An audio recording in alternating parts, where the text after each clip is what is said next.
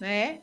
Eu queria dar boa tarde, primeiramente, a todos que estão, todos e todas que estão presentes hoje em mais um encontro da nossa formação de Olho nos Planos. Dizer que o Fórum Estadual da Educação se sente muito feliz e honrado com a presença de todos vocês, dos nossos coordenadores dos fóruns municipais, dos membros do fórum, dos membros dos fóruns municipais, secretários municipais de educação, todo mundo que se reúne sempre nesses encontros, né? Todo mundo que se ocupa da educação, que faz o seu papel e que mostra o seu comprometimento com essas pautas tão importantes e com o nosso plano de educação, que é algo primordial para as nossas ações, né? Eu iniciei, gostaria de mais uma vez agradecer a presença ilustre dessas duas pessoas muito queridas, né? A professora Cristiane Tavares, que nos deu a honra, é membro do nosso fórum e nos deu a honra hoje de ser nossa formadora, a professora Cristiane, que é doutora em educação e é gerente da educação profissional do SENAC, né? Representa o segmento do Sistema S no nosso fórum. É uma pessoa assim, professora Cristiane, professora Adalberto, são membros muito participativos, muito atuantes e fazem grandes contribuições ao nosso fórum. Nós ficamos assim extremamente felizes com a sua presença. Muito obrigada por aceitar o nosso convite e pela sua presença, professora Cristiane, né? Como moderadora, hoje nós temos a nossa querida professora Clotildes, né? Uma honra, a professora Clotildes, que é assim um nome muito forte quando se fala em formação, né? É a diretora do Cefo aqui da Seduc, nos orienta, nos ampara e assim tudo que é relacionado à formação na nossa rede, ela tem o domínio e faz sempre muito bonito. Então, estamos muito honrados, Clotilde, com a sua presença, né? Que bom que você aceitou o nosso convite, né? O Fórum Estadual da Educação se sente assim muito feliz e muito honrado com a sua participação nesse momento, tá bom? Então, vou deixar agora por conta delas, né? Passar para a professora Clotilde, que vai conduzir os trabalhos hoje. Boa tarde, gente. De antemão, eu agradeço a oportunidade, viu, Cris? Professora Cristiane Almeida, Cris, né, para nós todos da SEDUC que a conhecemos e amamos tanto. Então, meus sinceros agradecimentos por promover este encontro, né? Agradeço a Cris em nome de toda a equipe do Fórum Estadual de Educação de Sergipe. E gostaria de iniciar, colegas, dando uma boa tarde especial para todos que estão aqui, que eu sei que para estar aqui a gente deixa uma série de obrigações, uma série de compromissos, né, e torna esse momento um momento de prioridade. Então, os agradecimentos a vocês são honestos e realmente muito sinceros. E eu gostaria de começar na sequência dos agradecimentos, lembrando, né, que nós estamos no próximo mês. É claro que para este grupo essa informação ela é muito básica e talvez até desnecessária, mas não é desnecessária para mim neste momento de introdução. Eu quero lembrar, né, que em 25 de junho no próximo 25 de junho, nós teremos completos 10 anos do Plano Nacional de Educação. E com isso a gente completa um ciclo da Lei Federal 13.005 de 2014. E que é uma lei que é consoante com o artigo 214 da Constituição Federal. E acho essa iniciativa do Fórum Estadual do Sergipe muito oportuna, né, em função disso. Não é um momento de celebração. Já de antemão, eu antecipo essa perspectiva. Eu acredito que seja um momento de reflexão. Então, essa iniciativa do Fórum ela é muito oportuna por isso, porque ela nos convida a ficar de olho nos planos, no plano nacional e também no subnacional, né, que é o nosso aqui, o PE, que é hoje o objeto, né, deste nosso encontro. E eu acho que vale a pena também a gente lembrar de, até grosso modo, o que é exatamente o Plano Nacional de Educação e o Plano Estadual de Educação. Eu entendo esses dois instrumentos como grandes acordos celebrados pela sociedade civil organizada com o Estado. É um acordo no qual as partes se corresponsabilizam, não é, pela educação e dizem o que é, de fato, prioritário, o que é que a gente deveria esperar em termos educacionais, em situações específicas, em aspectos específicos. Quando a gente pensa, por exemplo, o quanto de matrícula a gente deve ter, o quanto de pessoas alfabetizadas a gente deve ter e o quanto nós mesmos, educadores, devemos ter de preparo para atuar nessa área tão complexa que é o ensino e a aprendizagem. Então, é reflexão nesse sentido que esse momento nos traz. E nós estamos aqui para refletir, né, com a nossa também querida e muito ilustre professora doutora Cristiane Tavares, a quem eu de antemão já vou saudar, cumprimentar, professora, agradecer, dizer que seja muito bem-vinda a esse momento e fique muito à vontade. Saiba, eu vou aproveitar aqui publicamente para reiterar a minha admiração e o meu respeito à sua pessoa, pela sua trajetória intelectual, pela sua trajetória nos quadros de formação do magistério sergipano. A professora Cristiane, ela é bacharela em administração de empresas e tecnologia em processamento de dados. Ela é licenciada em pedagogia, mas ela é também mestre em administração de empresas e recursos humanos, né, pela Universidade de Extremadura, na Espanha. E ela é mestre e doutora em educação pela nossa Universidade Federal do Sergipe. Ela foi diretora e professora da Faculdade de São Luís de França. Atualmente, ela é pesquisadora do Laboratório de Empreendedorismo e Inovação, na UFES. Foi assessora da diretoria da Superintendência do SEBRAE e atualmente é gerente do Núcleo de Desenvolvimento e Implementação Educacional do SENAC. Professora, fique à vontade para me corrigir, se eu fugir, eu peguei as informações do lado. A professora Cristiane, ela tem experiência na área de administração e educação e ela atua nos temas de formação do professor, empreendedorismo, planejamento estratégico, inovação e gestão. Ela é uma profissional muito preparada para lidar com o que diz respeito hoje ao nosso encontro, que é a formação docente, especificamente a formação docente, como está posta nos nossos planos, nas metas 15 e 16. E eu vou passar a palavra para a professora Cristiane, mas já a título, professora, de uma reflexão, né, eu vou ainda chamar a atenção das pessoas que estão aqui conosco para o fato de que os planos, o plano nacional, vou me deter ao plano nacional, ele tem 20 metas, duas já alcançadas, que são as metas 13 e 14. E essas duas metas, as únicas alcançadas até onde eu sei, né, podem me corrigir, elas dizem respeito justamente à formação docente, porque elas tratam da elevação da qualidade do ensino superior e menciona a proporção de mestres e doutores entre os professores das faculdades.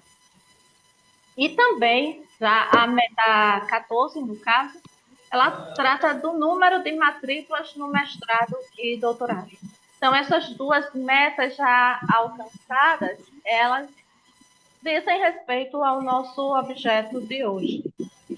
Existe uma perspectiva de uma terceira meta ser alcançada, meta 16, que prevê 50% de formação de pós-graduação dos professores da educação básica. Então, em termos de formação docente, estamos bem? Eu começo com essa pergunta, não é uma provocação ainda, viu, professora Cristiane Tavares? Mas eu estou muito ansiosa para ouvi-la e eu passo a palavra agora para a senhora. Obrigada, professora Clotildes. Boa tarde a todos. Me sinto muito honrada de estar nessa sala aqui com pessoas, muitas das quais já tive o privilégio de conviver, de trabalhar, outras não ainda, né? Mas vocês estão me ouvindo bem, né? Porque com a Sim, tela eu não estou professora. visualizando. Ah, pronto, com a tela aberta eu já não vejo mais Qualquer, a sala.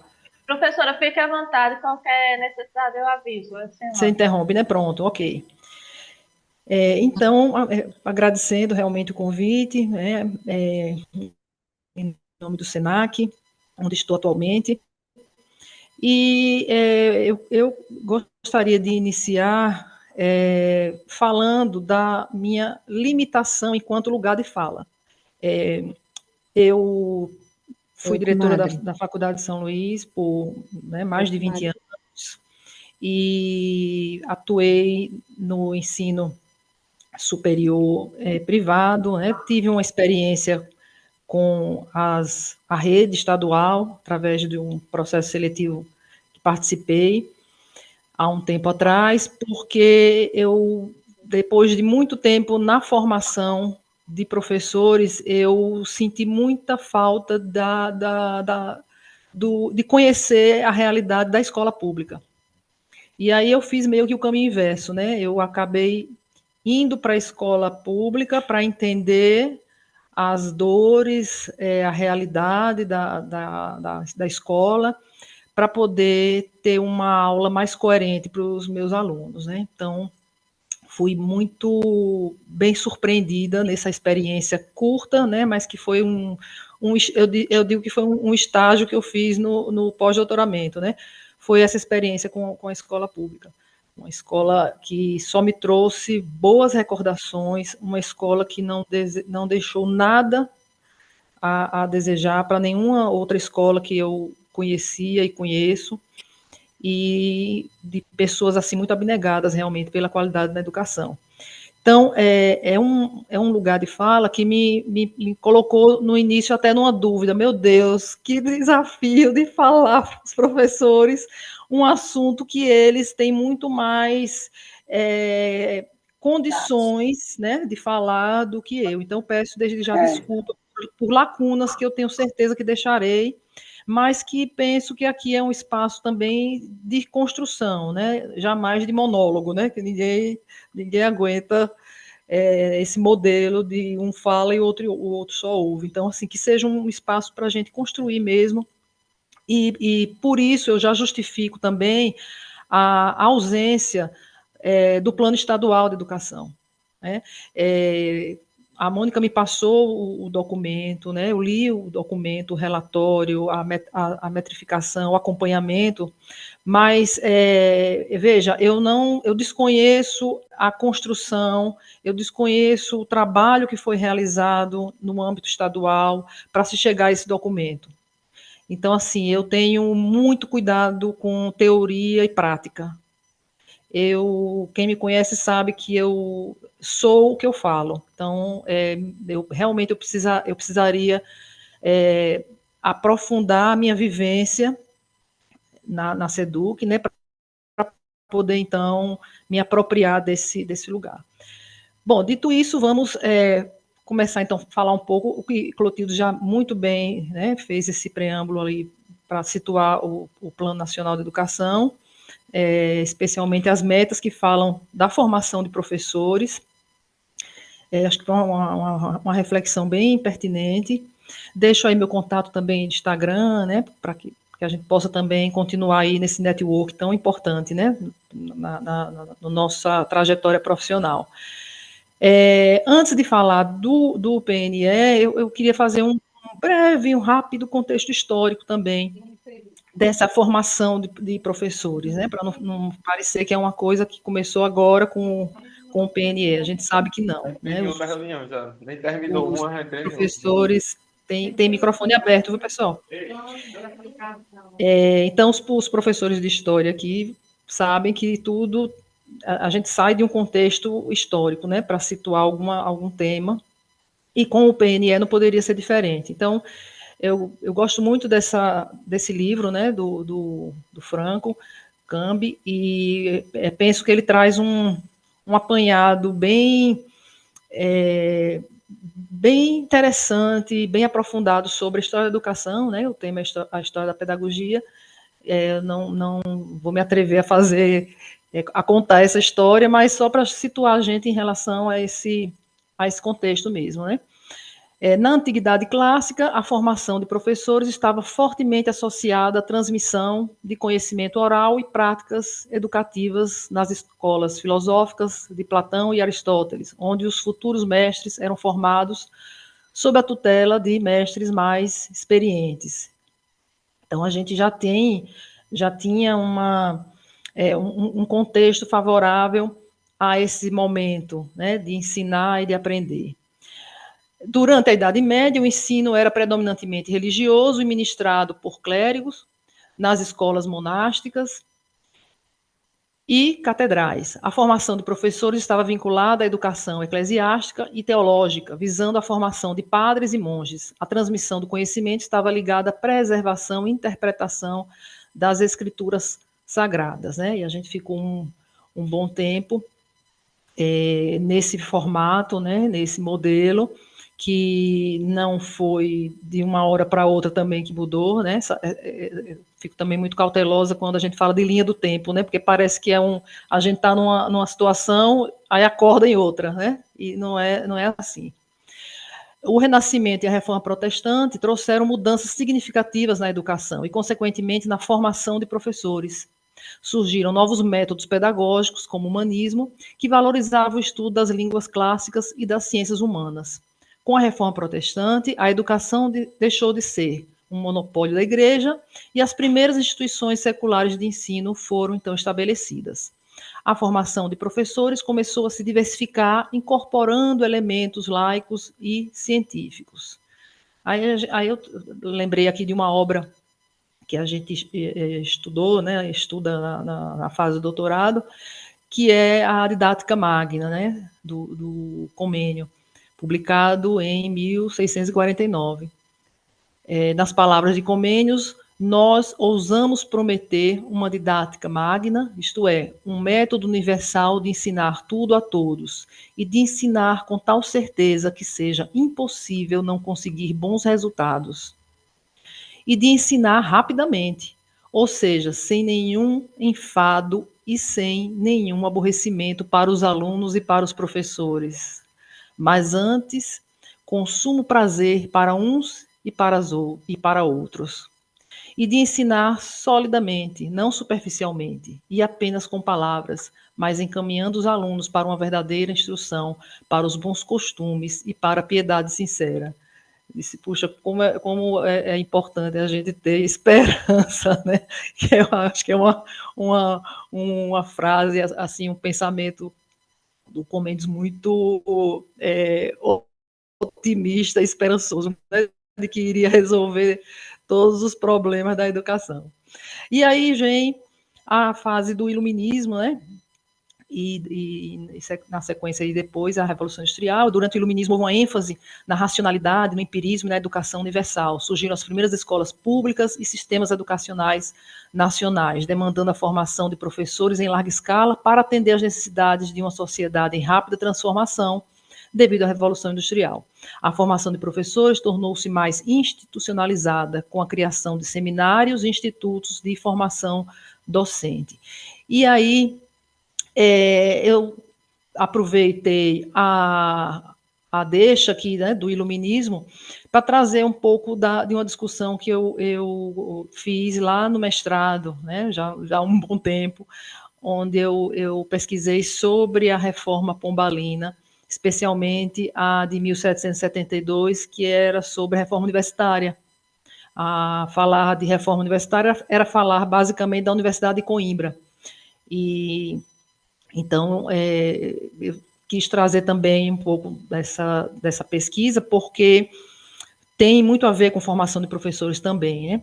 A reforma pombalina, que aconteceu no século XVIII, né, teve como principal objetivo modernizar e reestruturar o ensino superior em Portugal, especialmente na Universidade de Coimbra, que era a principal instituição de ensino do país na época.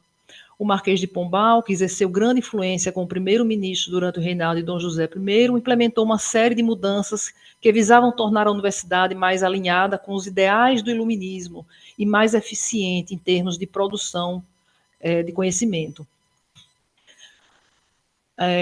E aí algumas questões, né, que foram, então, elucidadas com essa pesquisa.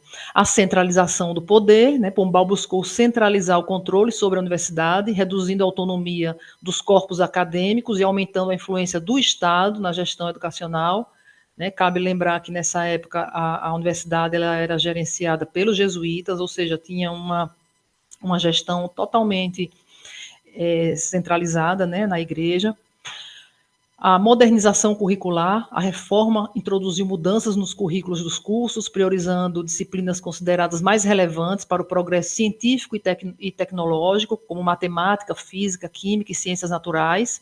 Houve também uma ênfase na formação de profissionais para atender às necessidades do Estado, como advogados, médicos e engenheiros, né? Aqui estão, então, os egressos de Coimbra, eles formavam o principal corpo burocrático do Estado brasileiro, né? Quer dizer, do Estado brasileiro, se a gente se referia a Brasil, no caso português, né, a mesma coisa. Profissionalização docente, Pombal promoveu medidas para melhorar a qualidade do corpo docente. Isso aqui que eu acho que é interessante, né, para o nosso objetivo da tarde, incluindo a criação de concursos públicos para a seleção de professores e a implementação de programas de formação contínua para os docentes. Então, aqui começa a profissionalização da docente, né, a profissão docente. A expansão do acesso, a reforma procurou ampliar o acesso ao ensino superior, abrindo novas oportunidades de ingresso para estudantes de diferentes origens sociais e geográficas. E, por fim, secularização. A reforma também teve como objetivo diminuir a influência da Igreja Católica na universidade, promovendo uma maior separação entre o ensino e a religião. Aqui foi parcialmente cumprido isso aqui, né? Porque saíram os jesuítas e entraram os oratorianos, quer dizer, uma outra ordem religiosa. Então, isso aqui a gente relativiza um pouco aqui o objetivo da reforma. Ou seja, a formação de professores é um processo histórico em constante evolução, moldado por diferentes contextos culturais, sociais e políticos ao longo do tempo. A compreensão desse contexto histórico é essencial para refletir sobre os desafios e perspectivas atuais da formação de professores.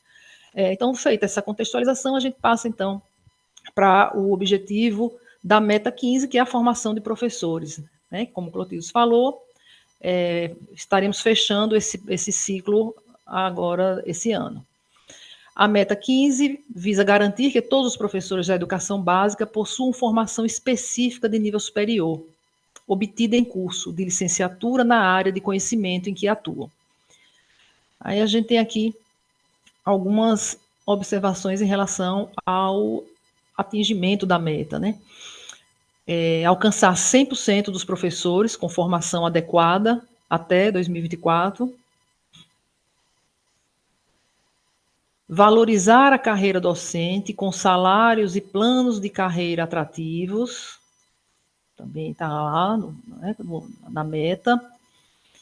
Promover a formação inicial e continuada de professores com ênfase na prática e na interdisciplinaridade. A gente vai conversar um pouquinho como é que anda isso aqui, né?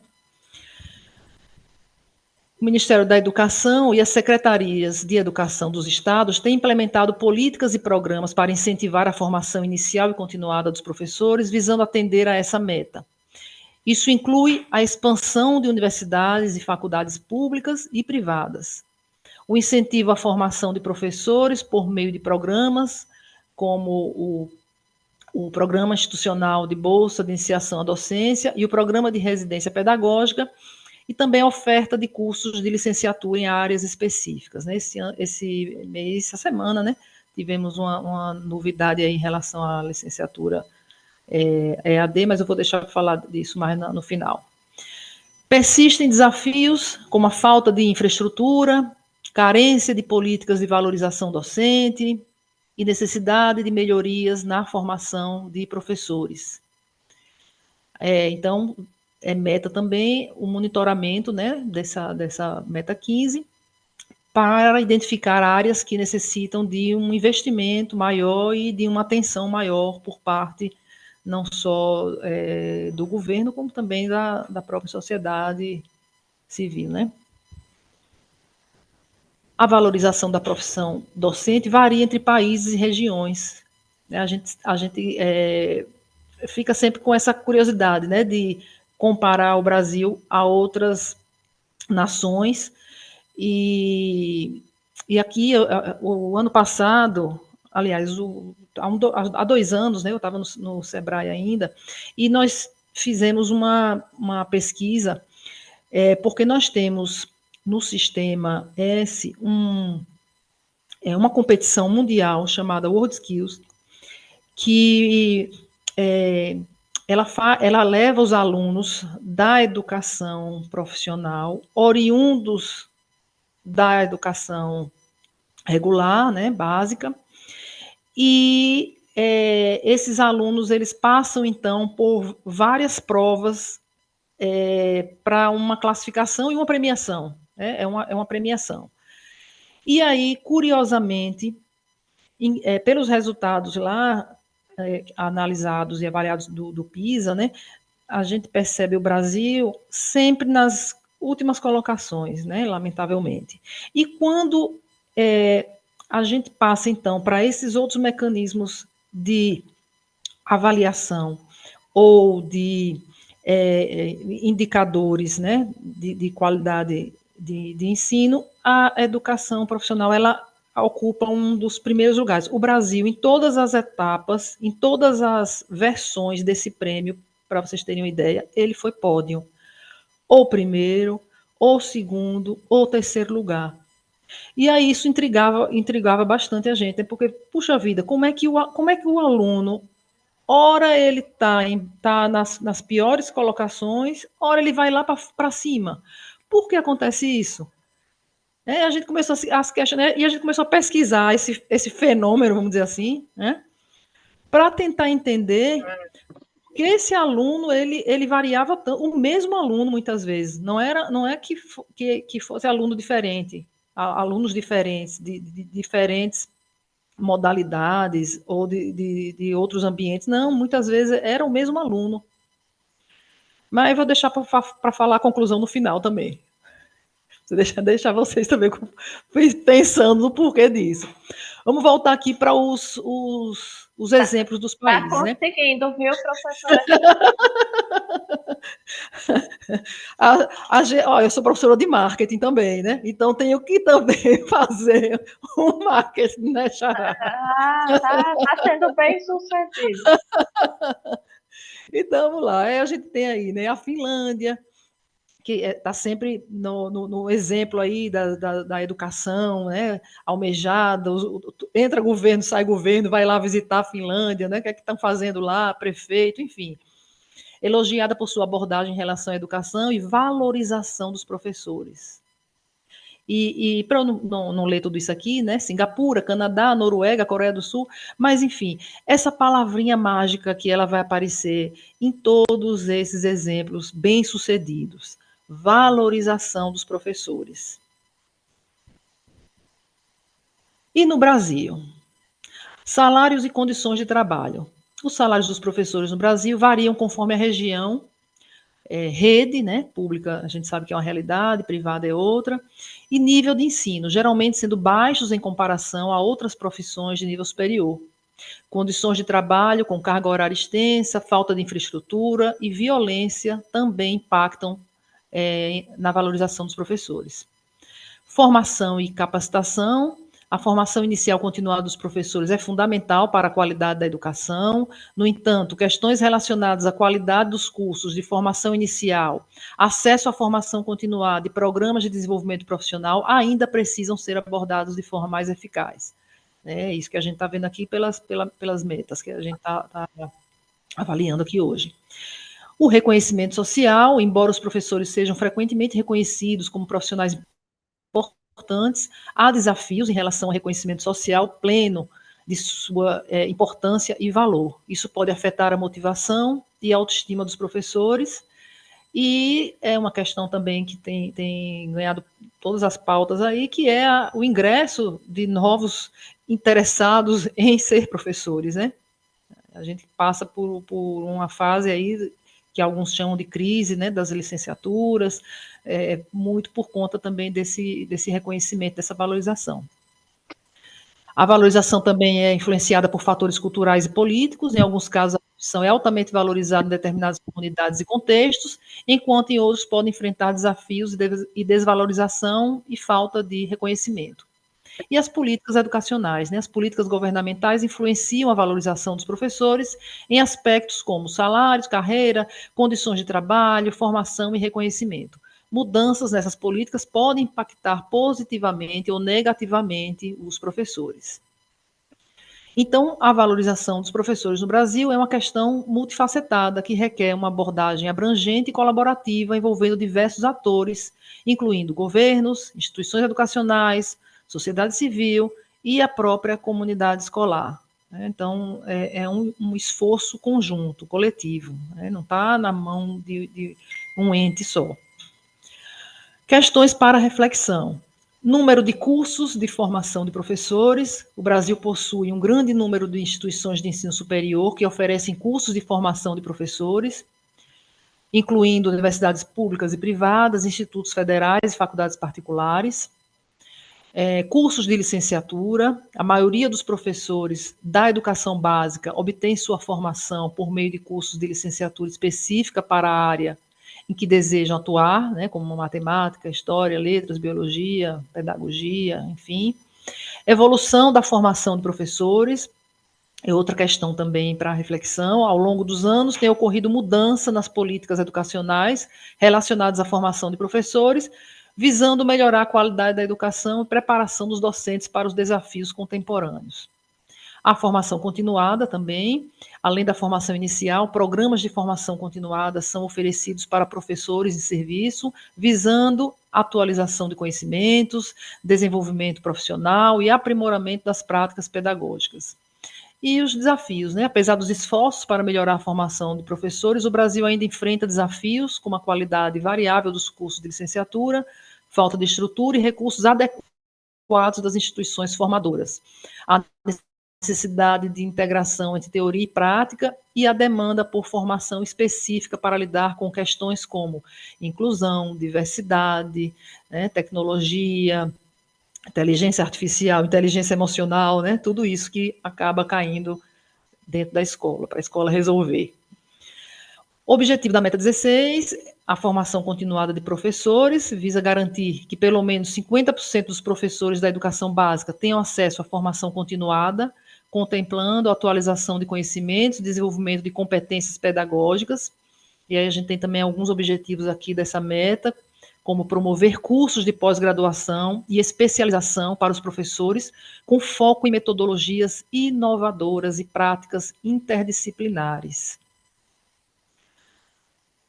Outro objetivo, incentivar a participação dos professores em programas de formação, com oficinas, workshops durante sua jornada de trabalho, né, para que realmente essa formação continuada ela possa acontecer, né, no horário, inclusive, que melhor se adapte aí às condições. Criar oportunidades de intercâmbio e colaboração entre professores, permitindo a troca de experiências e o aprimoramento contínuo, que é isso também que estamos fazendo aqui hoje, né? Essa iniciativa é uma iniciativa muito bacana da criação dessa rede, né? Desse networking, para fortalecer mesmo a profissão e a nossa carreira. A situação atual da formação de nível superior no Brasil, apesar dos avanços recentes, ainda existem desafios significativos na formação de nível superior de professores no Brasil. Muitos professores ainda não possuem a qualificação adequada, especialmente nas áreas mais carentes e em regiões menos desenvolvidas do país. Apesar dos avanços nos números, como veremos daqui a pouquinho. Apesar dos avanços recentes, ainda existem desafios significativos na formação de nível superior. Aqui repetiu. E os desafios, então, para atingir a meta, né? O déficit de oferta de cursos de licenciatura. Muitas regiões do país ainda enfrentam uma escassez de cursos de formação inicial de professores, especialmente em áreas específicas, como matemática, física e química. Isso aqui ainda persiste. Qualidade desigual da formação inicial. Algumas instituições de ensino superior oferecem programas de licenciatura com currículos e práticas pedagógicas defasadas, desatualizadas, comprometendo a preparação dos futuros docentes, né? Infelizmente, isso aqui ainda é muito presente em várias instituições. Evasão e baixa atratividade da carreira docente. A carreira de professor ainda sofre com problemas de baixa remuneração e condições de trabalho pouco atrativas, dificultando a retenção e atração de novos talentos. Então, a gente percebe nas escolas, né? Muita gente, quando fala em fazer Enem, vai falar de todas as profissões e lá, por último, é que vai aparecer as licenciaturas, muitas vezes, né? Infraestrutura e recursos didáticos insuficientes. Muitas escolas, principalmente em regiões menos desenvolvidas, carecem de laboratórios, bibliotecas e equipamentos tecnológicos adequados para a formação prática dos professores. Ou então, nem isso, né? O que eu percebo nas visitas que fazemos é que os recursos, eles existem, os recursos, eles estão nas escolas. O que precisa é realmente formar os professores para que eles possam usar os recursos, né? O chamado laboratório de informática ainda, em alguns lugares, está lá com cadeado na porta, como um lugar inacessível, sagrado, quase que você precisa de uma senha especial para poder entrar ali, né? Então, e muitas vezes é por falta de um conhecimento mesmo, né? De uma dinâmica de o que fazer ali dentro, né? Como qualificar o aluno para que ele possa usar aqueles recursos da melhor forma possível. E aí, claro que vai precisar começar pelo professor, né? Não tem mistério. As estratégias, então, para a implementação da meta 16, a expansão da oferta de cursos de licenciatura, está lá como uma estratégia, apesar disso aqui ser um paradoxo, né? Porque se a gente tem vaga sobrando, aí você fala em expansão da oferta de cursos, acho que é um ponto para se pensar, ou de se redistribuir melhor essas vagas, para que essas vagas cheguem em lugares que elas não estão chegando. Ampliar a rede de instituições de ensino superior que oferecem cursos de pós-graduação e especialização voltados para a formação continuada de professores. Valorização da carreira docente, implementar planos de carreira com remuneração justa e benefícios atrativos para atrair e reter talentos no magistério, né, que é sempre urgente essa estratégia. E melhoria da qualidade dos programas, aprimorar a estrutura curricular e as práticas pedagógicas dos cursos de licenciatura, alinhando-as às necessidades atuais da educação básica. Então, precisa ter sentido, né, no que você está ensinando e aprendendo. E, no caso aqui, né, porque a gente percebe um fortalecimento da educação profissional? Porque o aluno ele vê o sentido no que ele vem fazer. Se ele quer um curso de programador, ele vai programar, né? A primeira aula dele já é voltada para o que ele veio fazer. Curso de barbeiro, ele vai fazer ele vai fazer barba, ele vai cortar cabelo. Então, ele tem uma conexão maior com a prática. Ele consegue ver sentido no que ele está estudando, né? Então, talvez esse seja um caminho possível para uma verdadeira reforma, né, na educação. Painel de monitoramento do Plano Nacional, isso aqui é super interessante, né, foi lançado em 2016. O painel de monitoramento integra o INEP Data, conjunto de painéis de BI, que facilita o acesso da sociedade às informações produzidas pelo Instituto. Seu objetivo é ser base de informações para gestores educacionais das redes públicas e privadas, organizações de sociedade civil, pesquisadores e imprensa. O painel de monitoramento do PNE reúne gráficos e tabelas com desagregações por regiões, unidades da federação e perfis socioeconômicos das 20 metas do PNE em uma interface amigável para o usuário. Achei assim muito, muito bacana isso aqui. Os dados são atualizados a cada 2 anos, de acordo com a conclusão dos relatórios dos ciclos de monitoramento das metas, atribuição do INEP, conforme a lei do PNE, que é essa tela aqui, ó. Você entra lá no www.gov.br, /INEP, e tem lá, painel de monitoramento do PNE.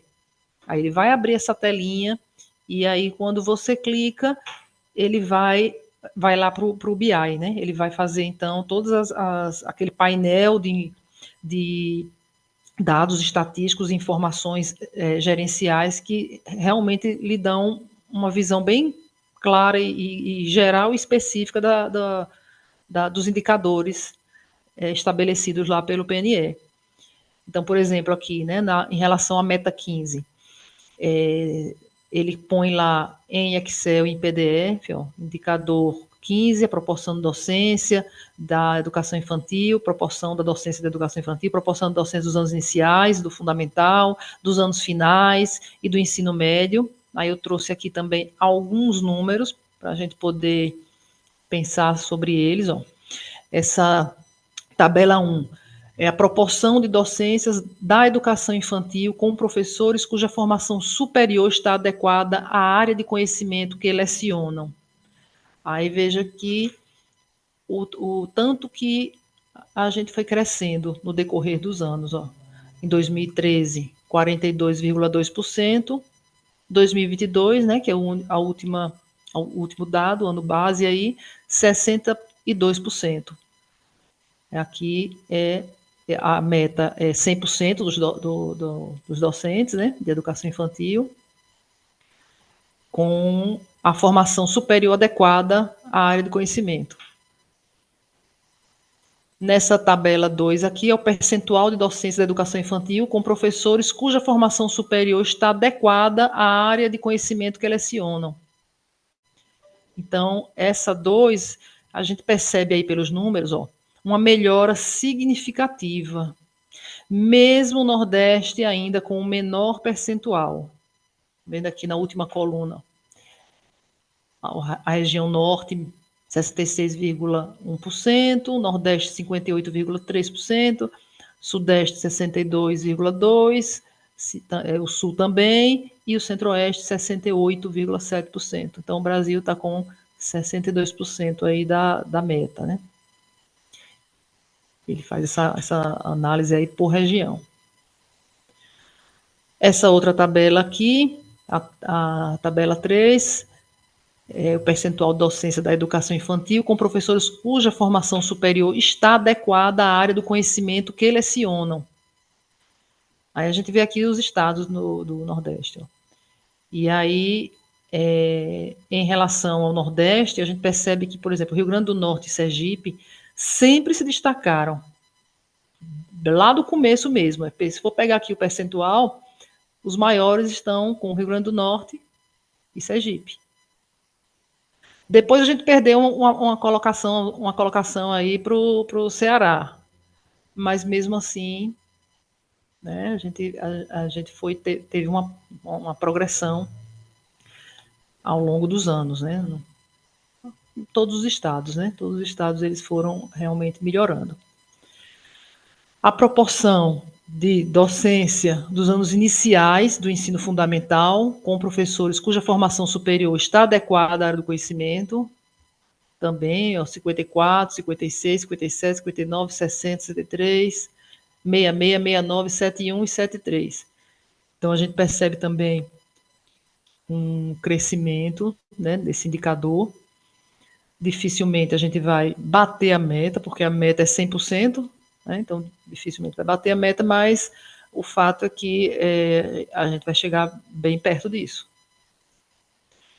Proporção de docência dos anos iniciais do ensino fundamental, com professores cuja formação superior está adequada à área do conhecimento. Aqui também é por região. A gente nota também o Nordeste, né, um pouco em desvantagem em relação às outras regiões, mas a gente já sabe, já entende o porquê, né? Mas o fato é que também apresentou uma melhora progressiva no decorrer dos anos. Essa outra tabela aqui é a proporção de docência dos anos iniciais do fundamental com professores cuja formação está adequada, né? Aqui é dos anos iniciais do fundamental. A gente percebe também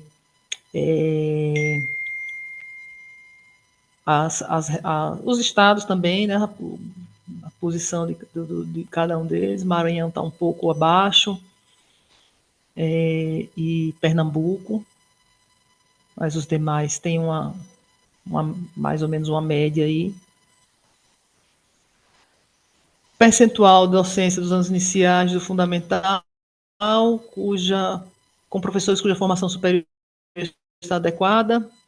Aqui pegando mais o federal, estadual, municipal e privado, fazendo um comparativo das dependências administrativas, né?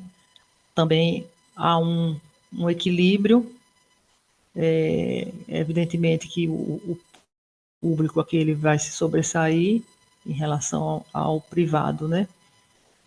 No quesito formação.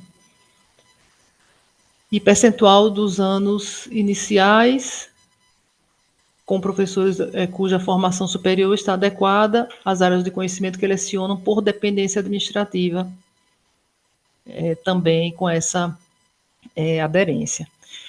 E aí, em relação aos números da meta 16,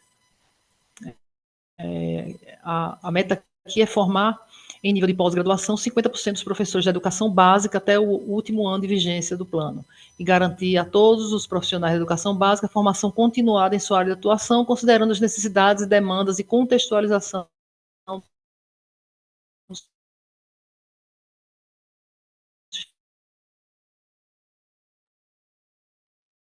Professora Cristiane, tá? Relevantes, aí eu trouxe em gráfico para ficar diferente da meta anterior, mas a gente nota também o percentual de professores de educação básica com pós-graduação, lato sensu ou estricto sensu, também numa crescente. Professora, está me ouvindo? Lá em 47,4% em 2022. Aqui, percentual de professores de educação básica com pós-graduação por região, e aí a gente percebe, né, as regiões onde há uma maior incidência desse percentual, Sudeste, Sul, Norte, crescendo um pouco aqui também, né, e dando um pouco mais de alavancada aí no período da pandemia, né, no período da pandemia, na verdade houve muitos programas de formação mesmo, né, e aí isso reflete aí nesses gráficos. O percentual, em Sergipe, o percentual de professores de educação básica com pós-graduação é de 51,9%. Então, aqui foi um resultado bem satisfatório, né? Uma variação aí de 21,5%. Satisfatório considerando a meta, né? Se a gente considerar a meta de 50%, Sergipe fez o dever de casa. Aqui também, o percentual de professores da educação básica com pós-graduação, lato ou estricto sensu. Veja que é uma crescente, principalmente a partir de 2018, ele vai dando uma alavancada boa aí. Percentual de professores da educação básica por modalidade de pós, aqui sem pós-graduação, com especialização, mestrado, doutorado. Doutorado, a gente percebe ainda muito, veja que está muito na linha ainda, né, na base aqui, ó, o doutorado. Em contrapartida, a especialização, ela deu uma crescida, né, e a parte aqui de cima, que é sem pós-graduação, né, sem pós-graduação foi decaindo, né, ou seja, as pessoas, elas buscaram realmente se adequar melhor aí às políticas nacionais. Aqui, nível Nordeste, professores de educação básica com pós-graduação lato ou stricto sensu, que é um resumo, né, desse gráfico. Percentual de professores de educação básica que realizaram cursos de formação continuada, no Brasil, 40,9%. Aqui a gente está ainda um pouco distante, né, porque é a meta de 100%. A região Norte, 42,6%, também que realizaram cursos de formação continuada. De qualquer forma, houve uma variação positiva. Percentual de professores de educação básica que realizaram cursos em formação continuada, região Nordeste, 46,2%, né, a variação melhor aqui. E no Sudeste, professores da educação básica que realizaram curso de formação continuada, um crescimento até menor, né? A mim me surpreendeu um pouco a região Sudeste. A região Sul, 61,5% dos professores que realizaram curso de formação continuada. E no Centro-Oeste, 44,4%, em relação à meta de 100, né? De acordo com o relatório, por exemplo, o percentual de professores da rede pública no Brasil com formação superior era de 85% na educação infantil, 92% no ensino fundamental e 97% no ensino médio em 2021. Então, o MEC lança estudos sobre esse mapeamento de adequação docente no Brasil nos últimos 7 anos. Então, assim, tem muita coisa boa que merece ser estudada, explorada no site aí do Ministério da Educação. Tem muita informação, tem muito dado, tem muita estatística que merece realmente um ponto de estudo aí da nossa parte, né? E aí, saindo um pouco dessa apresentação mais de números, né, mais quantitativa, eu queria trazer um pouco mais essa questão da reflexão aqui para a nossa discussão. Essa informação aqui eu trouxe do jornal Valor Econômico, agora, mês passado, que fala que a formação universitária está distante do que o país precisa. Essa coluna, o autor, ele se valeu aqui dos dados do ENADE, né, do Exame Nacional de Desempenho do Estudante Superior, né, aquela prova que o aluno faz quando se forma, né, se ele pegar aquela faixa do período que tem que fazer a prova. Os estudantes têm baixo sucesso nas avaliações do ENADE, especialmente nas carreiras de educação, com uma média de acerto das questões externas à prática profissional de 17,1% e 24,2%, especialmente na carreira de educação. Aí ele faz uma analogia aqui. Se o ENADE fosse como a OAB, 3 em cada 4 estudantes não poderiam exercer a profissão. Veja que é um número muito expressivo, né? É muito preocupante. Eu sei que o ENADE ele tem várias falhas, eu diria que não só metodológica, talvez ideológica. Por quê? Porque o aluno, quando ele termina o curso superior, ele faz a prova sem nenhum comprometimento. Não existe nenhum indicador de uma má avaliação dele para o diploma dele ou para o histórico dele. Então, ele faz sem compromisso. No geral, essa é uma grande reclamação em relação ao ENAD, né? Então, talvez isso justifique um pouco esse percentual aqui, talvez, né? Não saberemos, né? Isso é uma hipótese que eu particularmente tenho, né? Se 79% dos estudantes com conceito 1 e 2 em pedagogia vêm da EAD, aliás, não é uma pergunta, né? 79% dos estudantes com conceito 1 e 2 em pedagogia vêm do ensino à distância. Olha que percentual assustador. Mesmo assim, estudantes do ensino presencial com conceitos 4 e 5 acertaram um pouco mais de 50% da prova. Então, sobre essa questão da EAD, né, essa semana teve novidades, vou falar sobre ela no próximo slide aqui. Essa matéria aqui saiu na Revista do Ensino Superior, da SEMESP. SEMESP é o Sindicato das Entidades e Estabelecimentos do Ensino Superior no Estado de São Paulo. E aí eles colocaram aqui, um panorama sobre os cursos de licenciatura ganhou destaque na nova edição do Mapa do Ensino Superior no Brasil. Elaborado pelo Instituto SEMESP, lançado nesta quarta-feira, 8 de maio, o documento destaca que as licenciaturas representam 17,7% do total de matrículas no ensino superior brasileiro, o que corresponde a 1,67 milhão de alunos.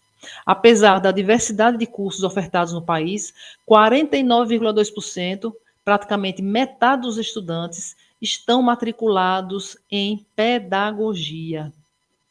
Diante de um possível apagão docente, os dados indicam que o Brasil ainda pode enfrentar a falta de professores em áreas específicas, como química, física e biologia. Essa matéria está na revista, no LinkedIn, eles têm quem tiver interesse também de aprofundar, né, eu posso passar o artigo completo, né, mas está no LinkedIn da revista. E aqui a notícia que saiu essa semana, né? A licenciaturas à distância, MEC dá aval para a nova regra de cursos que formam professores. Aí, o parecer do Conselho Nacional de Educação, que foi homologado agora dia 27, né? Diz que graduação terá que oferecer 50% das aulas de forma presencial. Aí eu até escrevi um artigozinho de opinião lá no LinkedIn, né? Será que o governo agora começou a se preocupar com a qualidade do ensino ou outras coisas mais, né? Que isso suscita, porque assim era uma tragédia anunciada isso aí, né? A gente que dá aula no curso no nível superior sabe da qualidade do ensino, sabe das complicações do ensino à distância, 100% à distância, né? Não sou contra, não vou nadar contra a maré, né? Não sou contra, mas eu acho que tudo tem que ter critério, tem que ter requisito, né? Tem que ter metodologia para a coisa acontecer e dar certo. Então, assim, uma hora isso ia ter que acontecer, né? Num país sério, isso já teria acontecido há muito tempo. Então, é uma nova regra que vai mexer um pouco aí, principalmente com esse mercado, vamos dizer assim, né?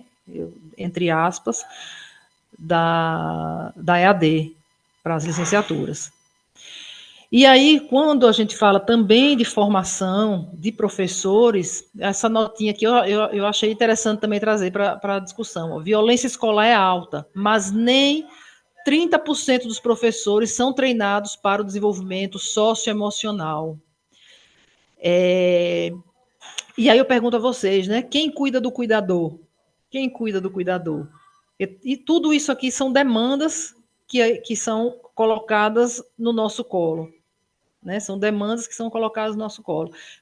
A escola tem que desenvolver competências socioemocionais, a escola tem que promover inteligência emocional, a escola tem que ser inclusiva, a escola tem que. E quem cuida do cuidador? Agora, a inteligência artificial está na pauta do dia, né? O professor tem que saber utilizar a inteligência artificial. E aí?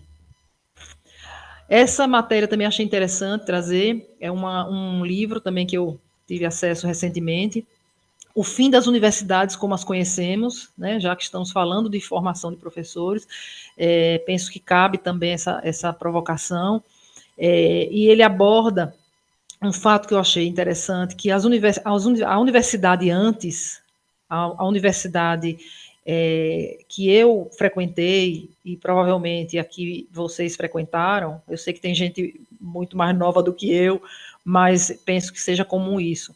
Ela tinha o foco em formar o profissional para atuar nas empresas, né, nas grandes empresas. Vou tirar um pouco a licenciatura aqui da história, né, mas você ia fazer qualquer curso numa universidade, a universidade queria preparar você para o concurso da Petrobras, para o concurso dos Correios, ou para você ser um executivo de sucesso na empresa tal, na multinacional, ou para você trabalhar em grandes corporações, né? O foco eram as corporações. Hoje, é difícil você ouvir isso dentro da universidade. A universidade, ela prepara, ela fala de autonomia, ela fala de diversidade, ela fala de inclusão, né? Fala, leia-se, precisa executar projetos de sustentabilidade, né? Educação ambiental, enfim, desenvolver inovação, soft skills, são, né, os comportamentos. A universidade de antes não estava preocupada com isso. Isso não era discutido, isso não era preocupação da universidade. Então, essa ruptura, eu acho que realmente hoje nós temos uma outra universidade, um outro aluno, uma outra sociedade, e a gente precisa estar atentos, né? Precisamos estar atentos a isso, para que seja uma educação com sentido, que faça sentido, para que não haja essa evasão. Em qualquer nível, né, existe essa evasão gigantesca, por exemplo, no médio, a gente observa muito isso, né? Por que a evasão do médio é tão alta? Porque no ensino superior a evasão é um bicho-papão também. É algo que as instituições, elas têm setores, as instituições privadas têm setores que trabalham com evasão, como controlar a evasão, como fazer a gestão da evasão para reter o aluno.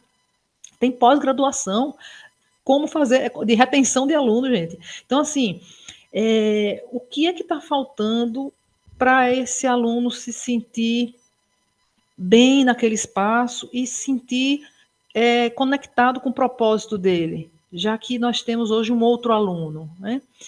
E aí algumas considerações finais: a formação de professores de excelência, né? As metas 15 e 16 visam assegurar que os professores da educação básica possuam a qualificação adequada através da formação inicial continuada, elevando a qualidade do ensino no país, né? Então tem esse foco.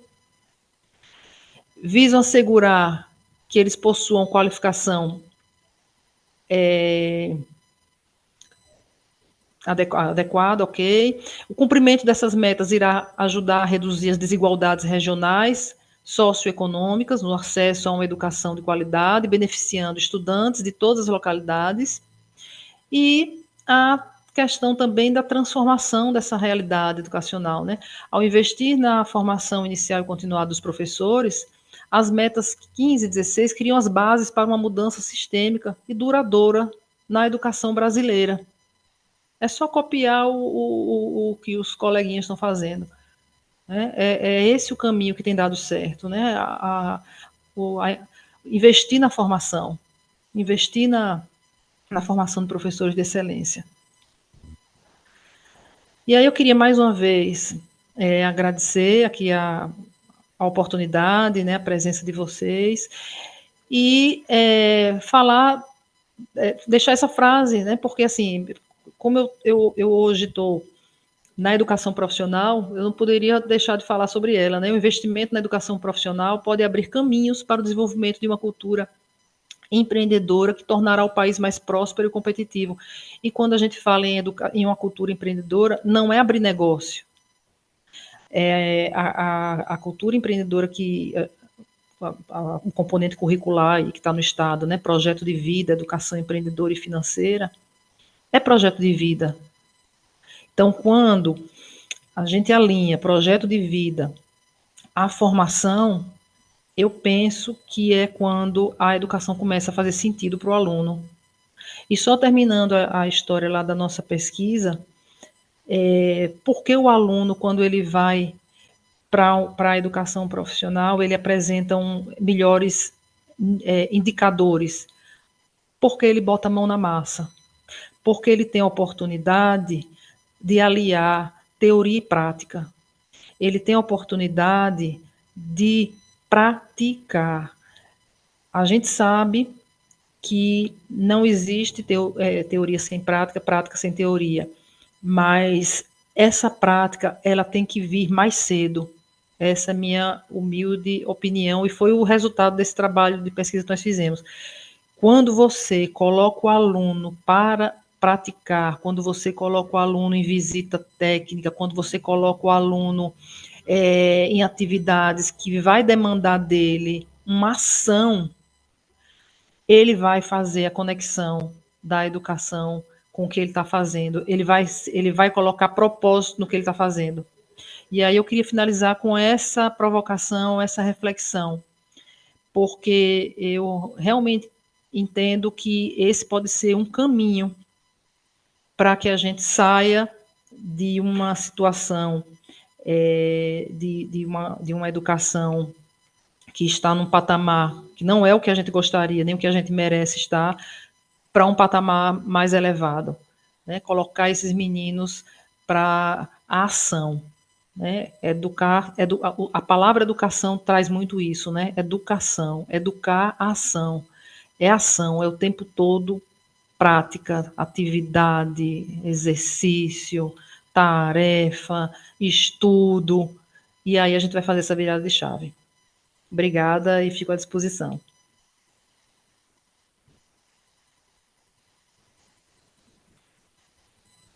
Eu vou pedir aos participantes, a quem souber que coloque as palmas para a professora Cristiane, porque ela merece, né? Eu não esperava menos, professora Cristiane, Ai, da senhora, acho, obrigada. mas confesso que fui surpreendida. Eu acho que a senhora Puxa, foi muito além do Plano Nacional de Educação, como prometeu. Clotilde, Primeiro fico de tudo, feliz. primeiro de tudo, parabéns pelas promessas e pelo cumprimento delas. Né?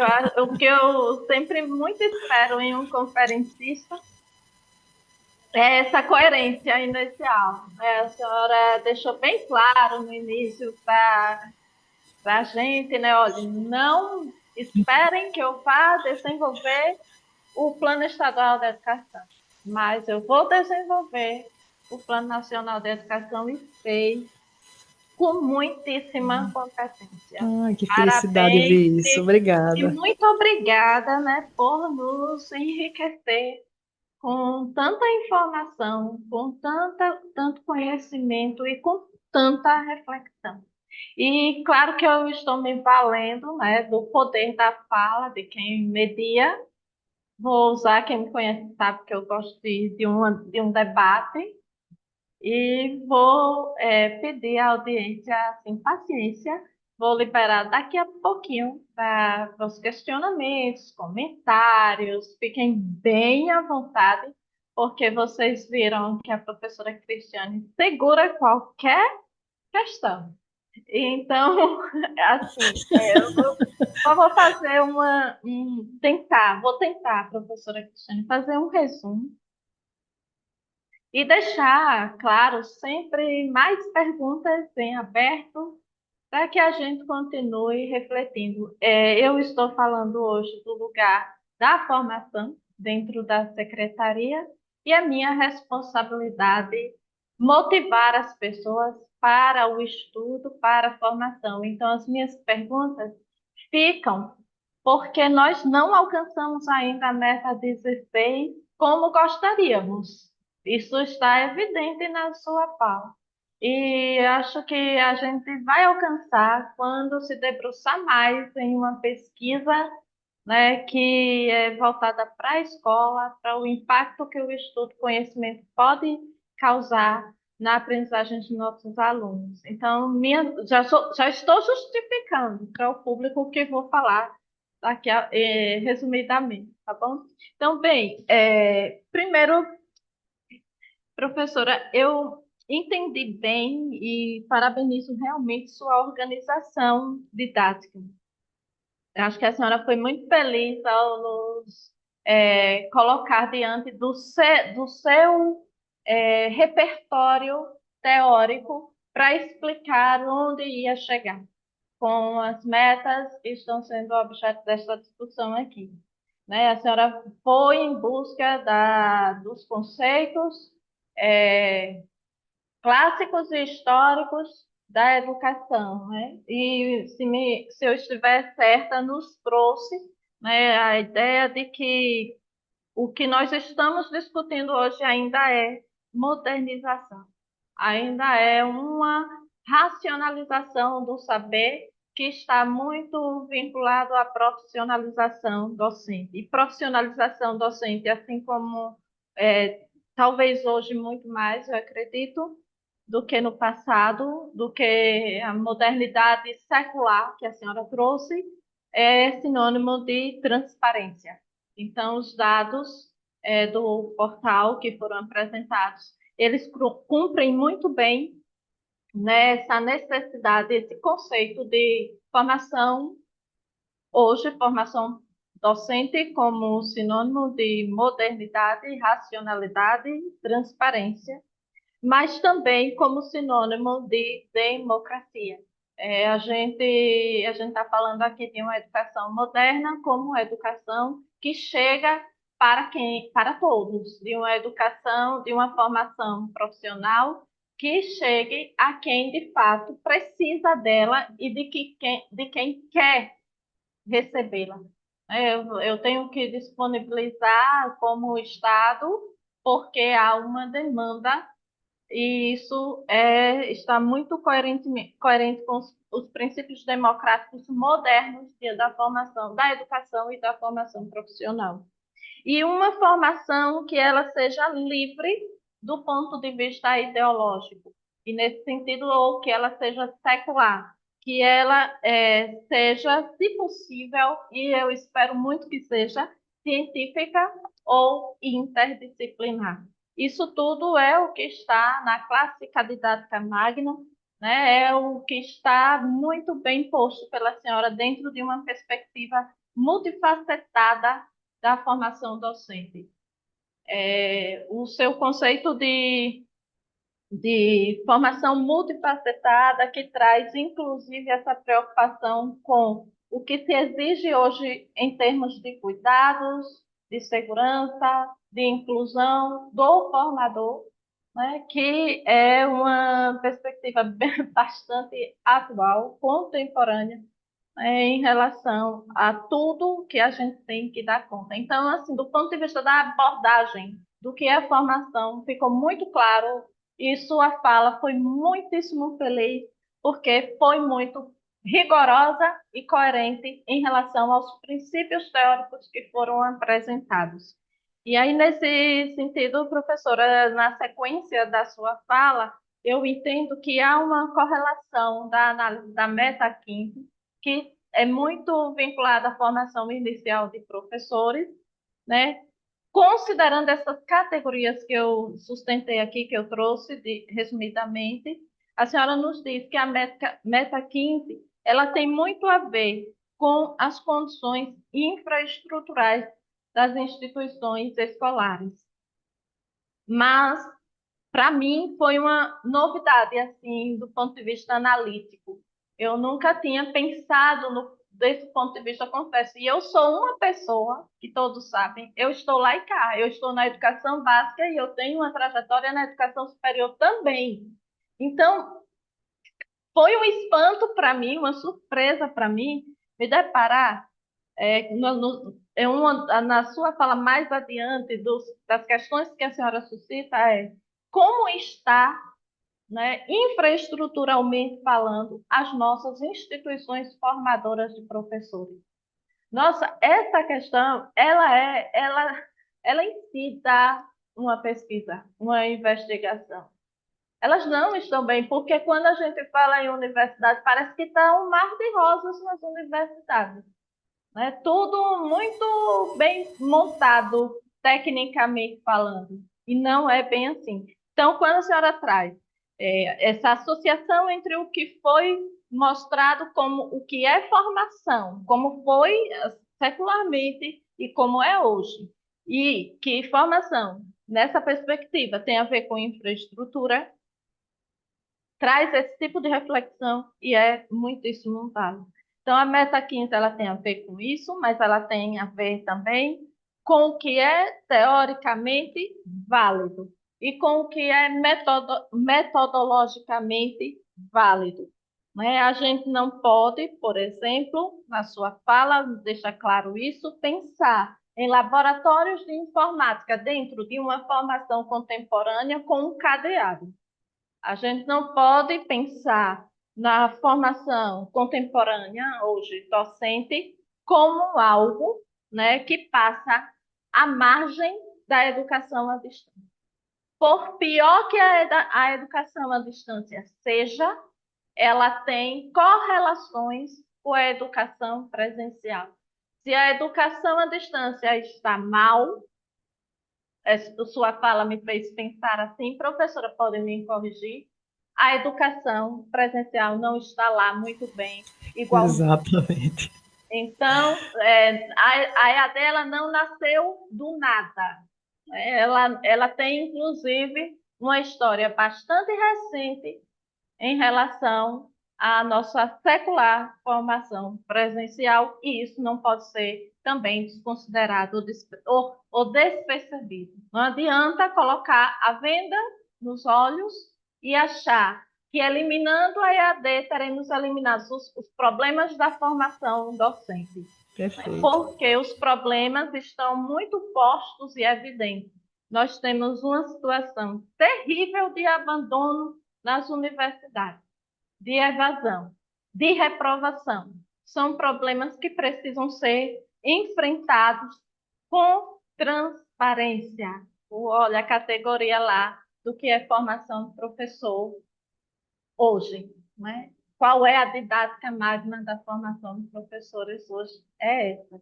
Então, se há esses elementos postos em relação à meta 15, o que a gente poderia esperar da meta 16?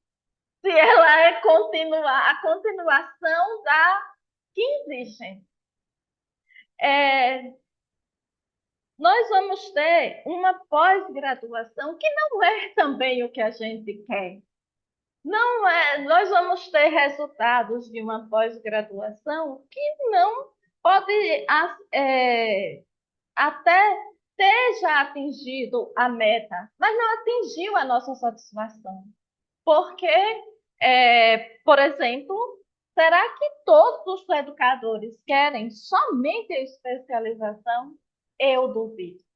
Eu realmente duvido e incentivo todos os meus colegas que estiverem aqui que continuem a estudar. Se fizeram especialização, que vão para os mestrados, que vão para o doutorado, não somente porque isso tem a relação com a valorização docente e valorização docente como plano de carreira, melhoria de salário, melhoria das condições infraestruturais, mas, sobretudo, porque formação docente é humanização. A gente quer mais e mais se tornar gente, se tornar pessoas, né, adequadas ao mundo contemporâneo, que tenha sensibilidade e conhecimento que a modernidade atual exige da gente. Então, eu já estou terminando, gente, perdão pela demora, mas é que realmente a fala da professora Cristiana ela foi maravilhosa e eu queria aproveitar muito. Eu penso, professora, que ficou muito bem estruturada a sua apresentação para nos mostrar que a meta 16, de certa forma, ela espelha a meta 15. E, nesse sentido, a senhora termina com uma boa provocação, sim. Né? A senhora é muito legal, mas tem uma provocação terrível aí. Estamos diante do fim da universidade com que conhecemos. Eu vou botar uma pimenta aí nessa pergunta e vou dizer: estamos diante do fim da formação que conhecemos? Veja, a senhora traz relacionada a isso questões, né? Se a que nós conhecemos não é, o que é que tem que ser? Pensar o que tem que ser é o grande desafio que se coloca ao Fórum Estadual de Educação de Sergipe e ao nacional também. Porque dizer o que não é, nós sabemos. Agora, dizer o que é que são elas. Por quê? Veja, para dizer o que nós precisamos sair do lugar comum. Eu vi que nessas discussões sobre as metas 15 e 16, nós temos, pelo menos eu vi, 3 projetos tramitando.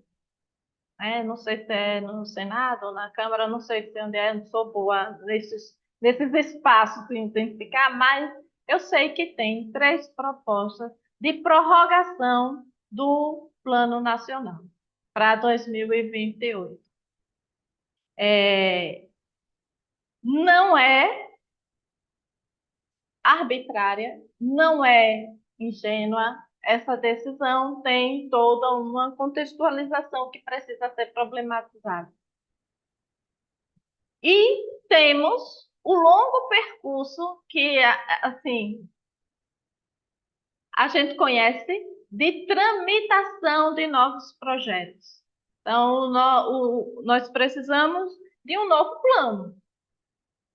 E o novo plano tem também já uma proposta montada que é acessível, qualquer pessoa pode ler, e eu li. E não, por favor, agora deem um desconto à minha crítica, mas é uma crítica. Eu penso que na nova proposta nós estamos no lugar comum.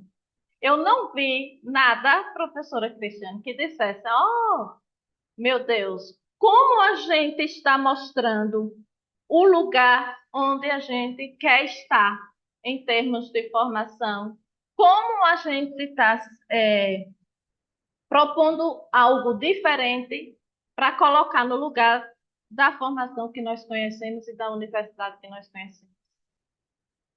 Eu não vejo, para mim, não é suficiente dizer que a EAD vai ser 50% de presencial e de à distância, que dá o tom da nova formação nem da nova universidade. Eu acho que a gente não precisa, eu acho que a gente precisa ir mais a fundo, sair dessa discussão ainda, para mim, superficial.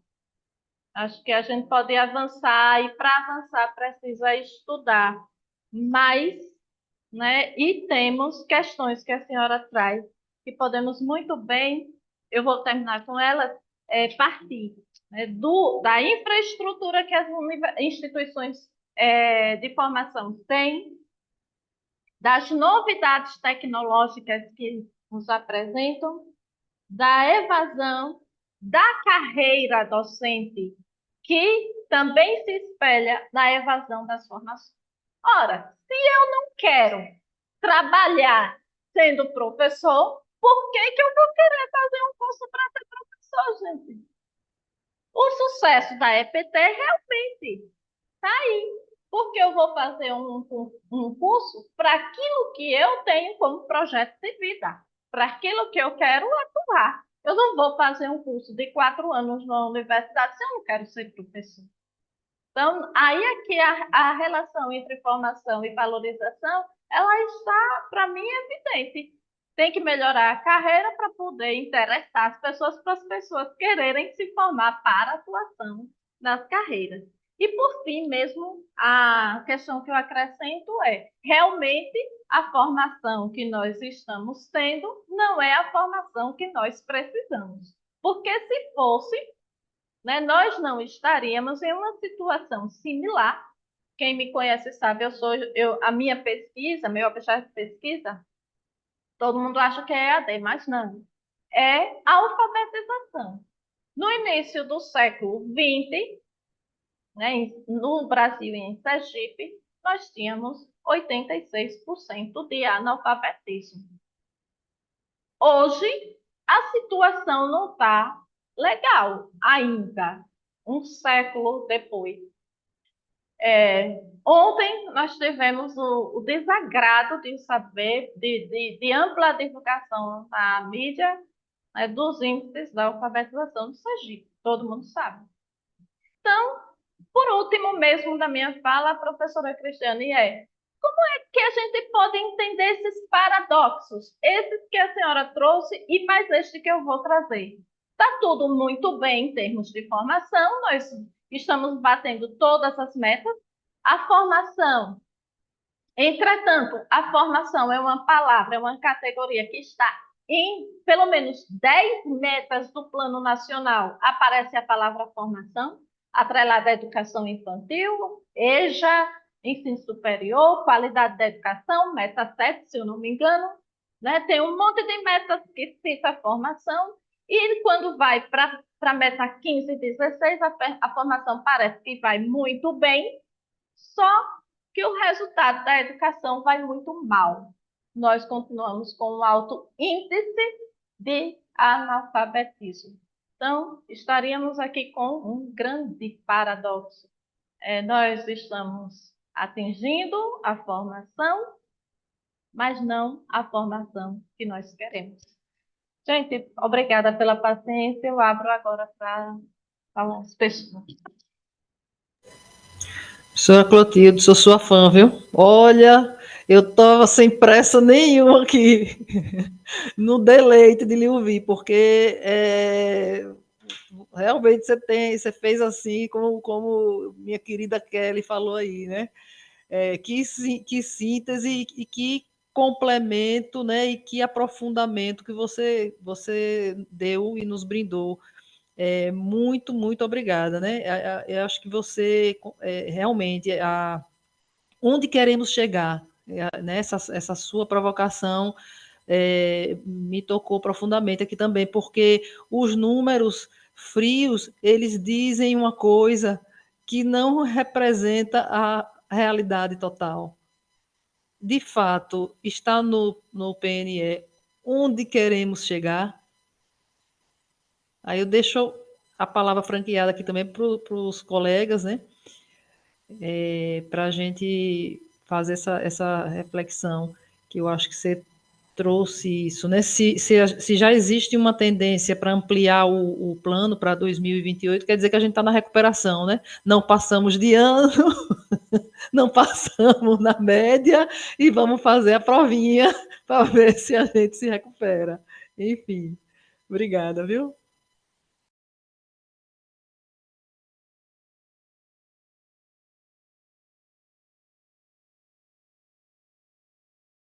Por favor, gente, se manifesta.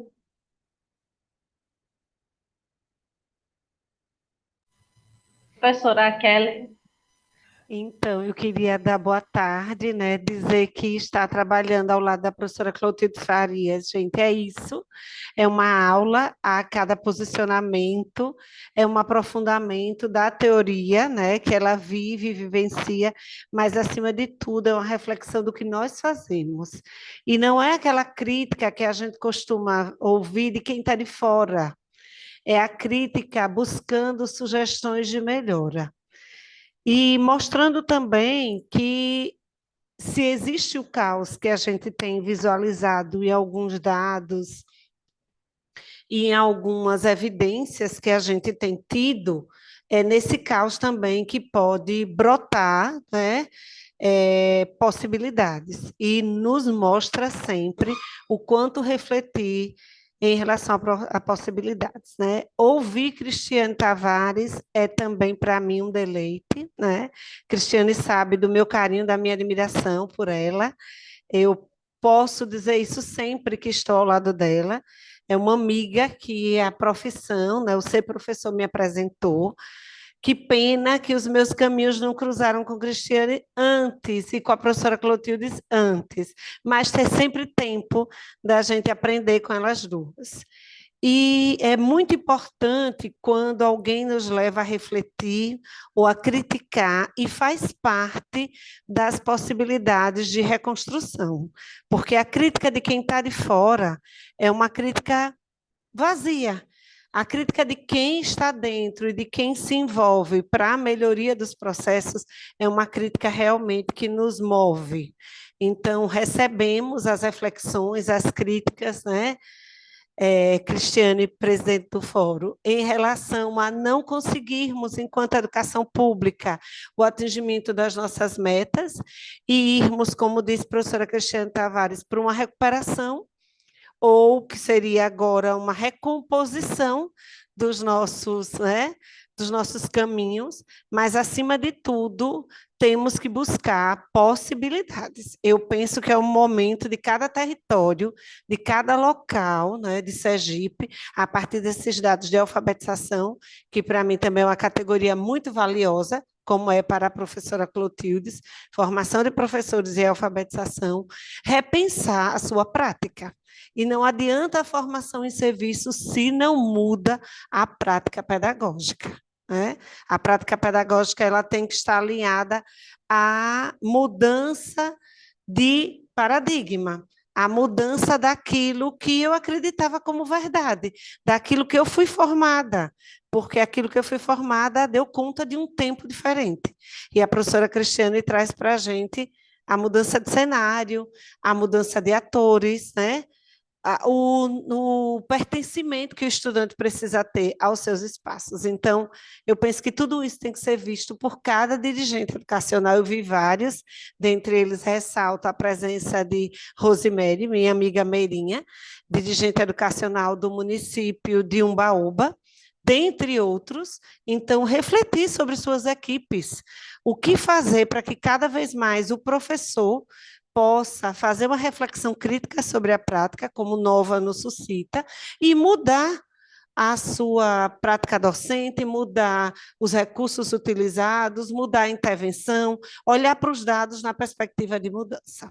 Então, é agradecer mesmo por essa tarde deliciosa de quarta-feira, que parecia um dia nublado, mas que a gente percebe que não foi nada nublado, muito pelo contrário, nos trouxe várias possibilidades, né? Então, a professora Clotilde está colocando aqui que é fácil pensar a partir de uma boa abordagem, e a professora Rosemary está colocando como é realmente uma excelente síntese, duas excelentes doutoras, uma excelente formação. Fico a imaginar como deveria ser as aulas do doutorado com elas duas, hein, gente? Já que foram colegas de doutorado, mas um bom doutorado se faz também a partir do momento da formação, porque é uma construção diária de estudo, de aprofundamento.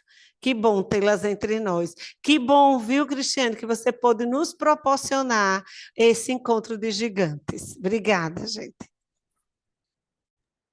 Coisa linda, Kelly. Obrigada, viu? Obrigada. Eu adoro você também.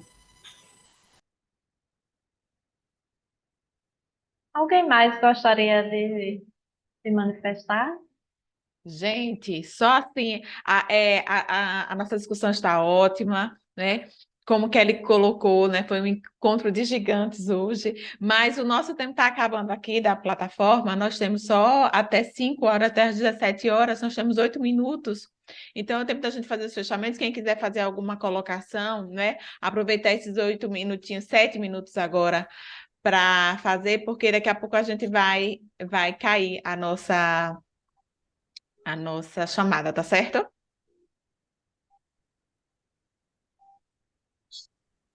Seria bom, Seria bom, pessoal, tirar uma foto, né?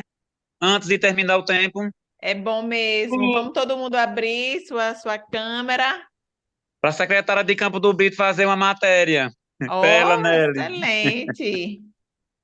Cris, eu queria Ah, só agradecer mais uma vez a professora Cristiane Tavares e agradecer às pessoas que participaram deste momento, tá bom? é. E eu agradeço mais uma vez a vocês. Olha, quando nós falamos lá no início que hoje seria uma formação de peso, porque nós tínhamos duas pessoas assim maravilhosas, muito entendidas do assunto, e que hoje seria assim uma tarde realmente especial.